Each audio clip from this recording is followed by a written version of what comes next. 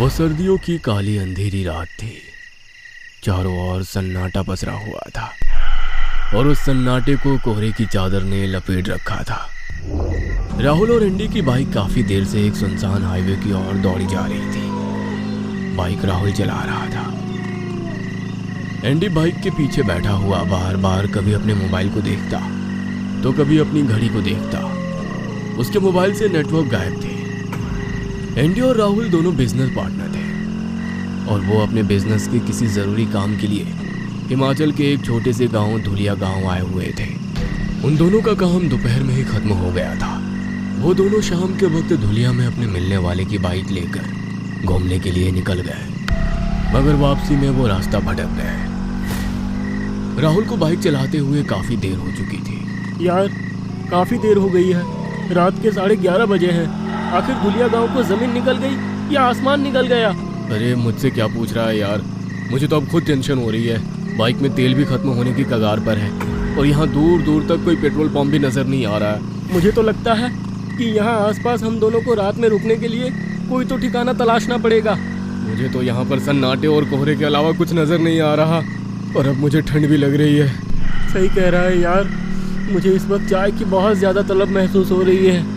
तभी राहुल की नजर हाईवे से सटे हुए एक कच्चे रास्ते पर पड़ी। राहुल ने बाइक वहीं रोक दी और उस कच्चे रास्ते की ओर बड़े गौर से देखने लगा। उसे कोहरे में दूर से हल्की हल्की मध्यम मध्यम बल्ब की रोशनियां नजर आ रही थी। यार मुझे लगता है कि वहाँ कोई गांव है। अगर तुझे वाकई लगता है तो फिर बाइक वहीं मोड़ दे।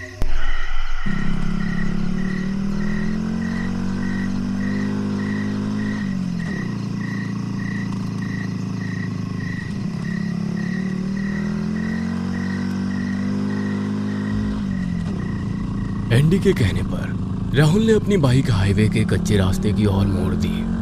कुछ देर के बाद एंडी और राहुल को गांव साफ साफ दिखाई देने लगा। उन दोनों ने देखा कि उस गांव में बेहद पुराने कच्चे पक्के मकान बने हुए थे। उन सभी घरों के बाहर 100 वाट का बल्ब टिमटिमा रहा था। पता नहीं क्यों एंडी को उस गांव में बड़ा ही अजीब सा लगा। उस गांव को देखकर ऐसा मालूम पड़ रहा था जैसे कि उस गांव में आधुनिकता नाम की कोई चीज ही ना हो। गांव में रात के समय अच्छी खासी चहल पहल नजर आ रही थी। राहुल ने अपनी बाइक की स्पीड स्लो की और वो आसपास नजर दौड़ाने लगा। तभी उनकी नजर एक सुंदर लड़की पर पड़ी जो हाथ में मटकी पकड़ी हुई उन दोनों की ओर ही चली आ रही थी। कुछ ही देर के बाद वो लड़की उन दोनों के पास आकर खड़ी हो गई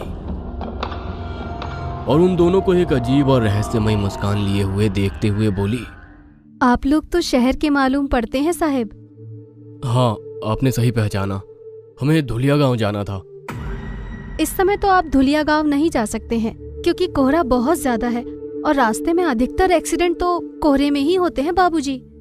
क्या हमें यहाँ रात गुजारने के लिए कोई होटल या गेस्ट हाउस मिल सकता है? राहुल की बात सुनकर वो लड़की जोर जोर से हंसने लगी। उस लड़की की हंसने की खनखनाहट पता नहीं क्यों राहुल के दिल में उतरती जा रही थी। उसे ऐसा महसूस हो रहा था जैसे कि वो उस लड़की की सुंदरता की ओर खींचा चला जा रहा हो। ये गांव है बाबूजी, यहाँ आपको होटल या गेस्ट हाउस नहीं मिलने वाला बल्कि चाय की चौपाल मिलेगी। आप अपना समय गांव की चौपाल में चाय पीते हुए लोगों के बीच बातचीत करके बिता सकते हैं। मैं आपकी बात का मतलब नहीं समझा। शहर के लोग हो ना, इसीलिए नहीं समझे। गांव के होते तो तुरंत समझ जाते। इतना बोलकर उस लड़की ने मुस्कुराते हुए अपनी उंगली से सामने की ओर इशारा किया। राहुल और एंडी ने देखा कि उन दोनों के ठीक सामने एक घने पेड़ के नीचे एक छोटा सा ढाबा टाइप का कुछ बना हुआ था, जहां पर कुछ मेज कुर्सियां रखी हुई थी और कुछ लोग वहां पर बैठे हुए गर्मा गर्म चाय का आनंद ले रहे थे। गरम गरम चाय देखकर राहुल को काफी सुकून महसूस होने लगा। राहुल ने बड़ी स्पीड से अपनी बाइक उस पेड़ के नीचे खड़ी कर दी।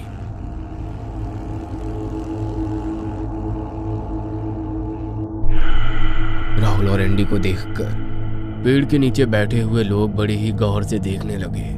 उनमें से एक व्यक्ति जो दिखने में काफी बूढ़ा नजर आ रहा था राहुल और एंडी की ओर देखकर बोला, ठंड बहुत ज्यादा है, तुम दोनों यहाँ आकर जलते हुए अलाव के पास बैठ जाओ, तुम दोनों को सर्दी में काफी राहत मिलेगी। राहुल और एंडी कुछ देर इधर उधर देखकर चुपचाप जलते हुए अलाव के पास जाकर बैठ गए। मगर पता नहीं क्यों एंडी को वहां पर अब कुछ अजीब सा महसूस हो रहा था। उसके अंदर ही अंदर एक विचार बार बार आ रहा था कि कुछ ना कुछ तो यहाँ पर गलत जरूर है। मगर उसने कुछ सोचकर राहुल से कुछ नहीं कहा। क्या हमें 2 कप चाय यहाँ मिल सकती है? अरे बेटा, यह गांव की चाय की ही चौपाल है। कुछ अपने बारे में सुनाओ और कुछ हमारी सुनो। हमारे गांव की चाय दूर दूर तक प्रसिद्ध है।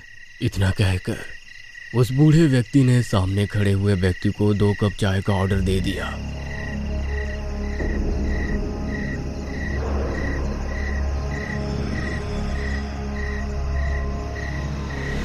कुछ ही देर में राहुल और एंडी के सामने कांच के गिलास में चाय हाजिर थी।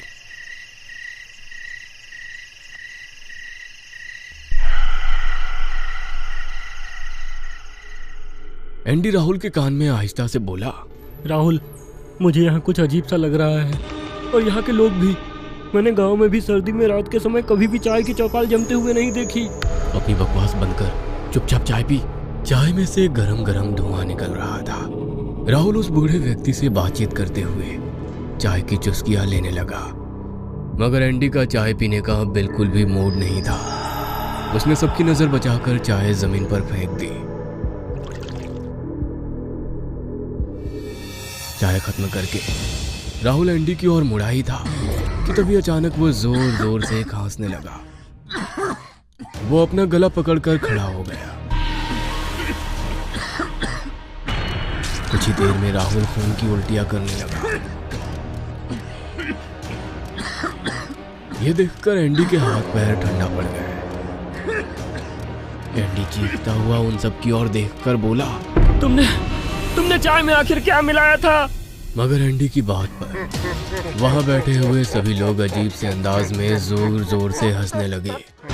अगले ही पल उन सभी के चेहरे देखते ही देखते बेहद भयानक हो गए।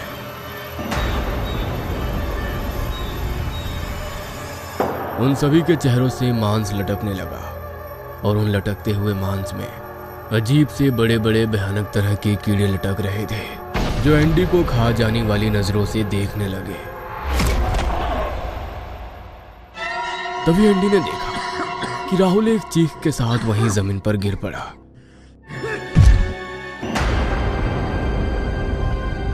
एंडी दौड़ता हुआ राहुल को उठाने लगा।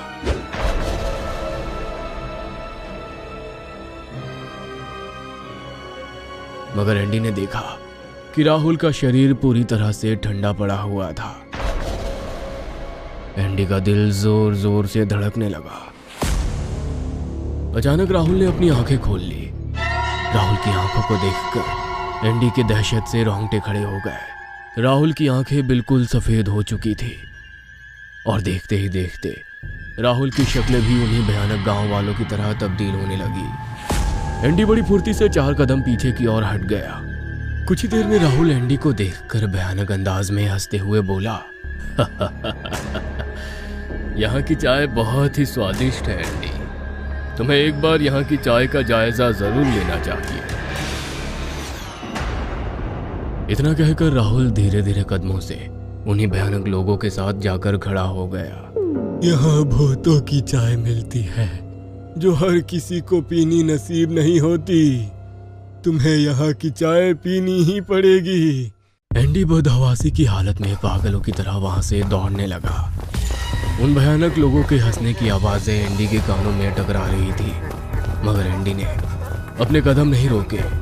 वह जितनी ताकत से भाग सकता था भाग रहा था। सच तो ये था कि उसे ये भी नहीं पता था कि वो किस दिशा की ओर भागा चला जा रहा था। कुछ देर के बाद उसे धुलिया गांव नजर आने लगा। एंडी धुलिया गांव पहुंचकर बेहोश हो गया।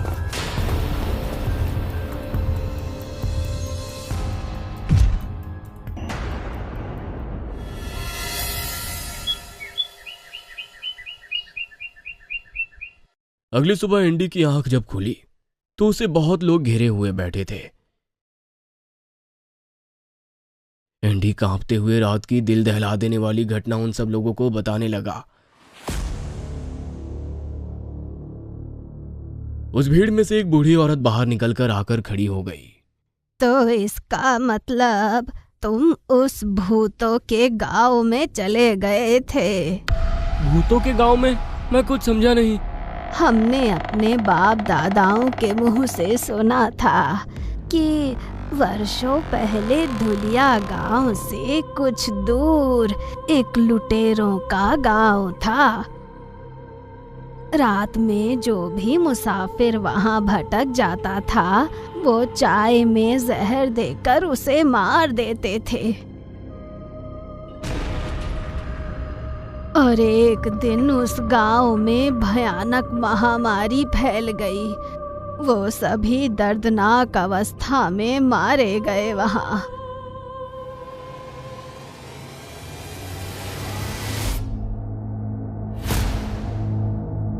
मगर वो मरकर भी कभी नहीं मरे।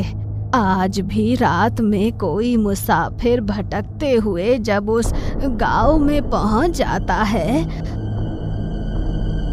तो वो कभी वापस नहीं लौटता। तुम्हारा दोस्त भी अब कभी वापस नहीं लौटेगा। एंडी को उस औरत की बात पर विश्वास नहीं हुआ। एंडी धुलिया गांव के कुछ लोगों को लेकर जब उस गांव में पहुंचा तो उसने पाया उस बूढ़ी औरत की बात बिल्कुल सही थी। उसे वहां पर खंडहरों के अलावा कुछ भी नजर नहीं आया। एंडी नम आंखों से अकेला अपने शहर वापस आ गया।